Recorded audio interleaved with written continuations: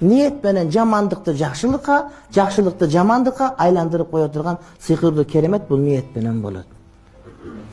Bir misal айтышат. Misal үчүн bir адам келсе, кудуктун боюнда адамдар суу ичкенден кыйналып отурган болсо, келет дагы ушул адамдар келгенде, адамдар эмне кылсын, бактылуу болсун, сууну тартып алганда малын байлап койсун деп казык кагып кетет. Кудай таалам ушул казык кагып кеткенине сооп жазат. Ниети түз эле. Башка бирөө келип, бу казыкты ким кагып койгон? Адамдар келип чалынып кокусууга түшүп кетпесин деп казыкты сууруп ыргытат да, көрдүңбү?